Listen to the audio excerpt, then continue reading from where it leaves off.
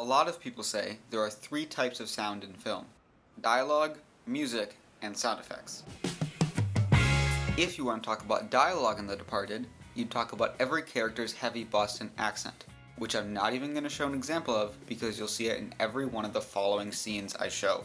And if you want to talk about sound effects in The Departed, you'd probably talk about the explosion and violent sound effects. Although there are a lot of other sound effect choices you could talk about. But instead of talking about dialogue or sound effects, I want to talk about music in The Departed. Specifically, how Scorsese shows a character's control and controls your emotions through music.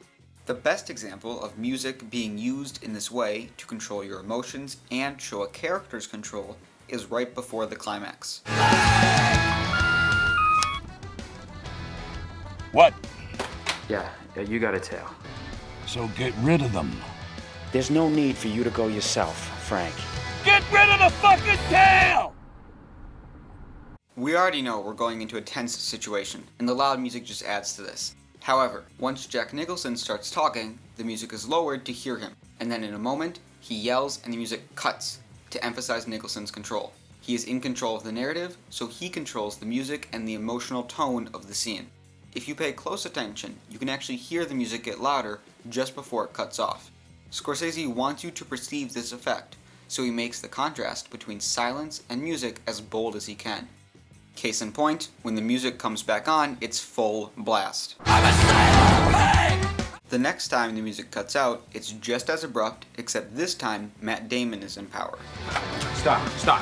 Pull them off, Costello. There's no need to surveil him. What the fuck are you talking about? I got it from an... Damon is Nicholson's undercover officer, and has been controlling the police the whole film. The music cuts off when he speaks to show he controls the police, and thus how the story is told and how the film is scored.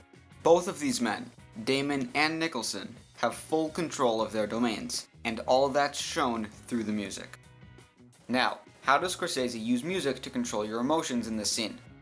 What's interesting about this scene is that instead of using music to accentuate a tone, Scorsese uses music to build up tension, and when we reach peak tension and a gunfight ensues, he lets realistic sound effects play without music.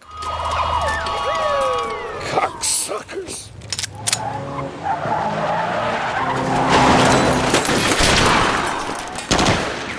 Compare that to other badass shootouts with music and you see a big difference.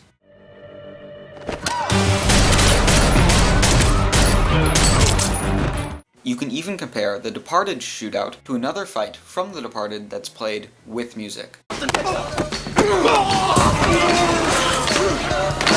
Instead of cutting the music, Scorsese ramps up the volume in this scene. And whether you like the absence of music or the presence of music, you have to agree there is a huge difference between the two, and that each one has a different control on your emotions.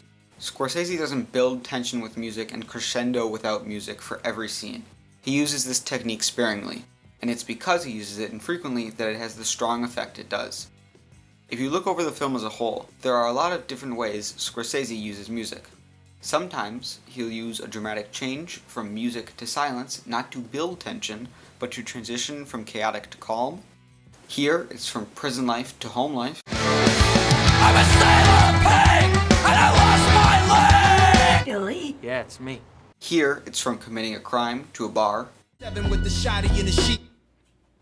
And here, it's from shooting to secrecy. When I let you go. And when Scorsese doesn't want to use a lack of music, but still wants to give a scene an obvious shift, he abruptly switches the music to switch the tone. You live with your grandmother? Yeah. Ben. In that scene, Nicholson transitioned from harassing a store owner and his daughter to recruiting a kid into a life of crime, and the music changes to follow Nicholson's shift. This is another example of Nicholson's power shown through him controlling the music of a scene. Except this time, Nicholson controls what music is playing, not whether or not there is music. The last example of Scorsese showing off Nicholson's control with music is when he edits the song's big moments to line up with Nicholson's big actions. I know what they do in that particular department anyway. Are you still a cop? No! With Scorsese in The Departed, it's less about when or what music is playing, and more about when music is contrasting. So the next time you watch The Departed or any other Scorsese film, Watch how he contrasts music, and how this creates control. I left out more examples of Damon controlling the music, so look out for those if you watch The Departed. Thanks for watching.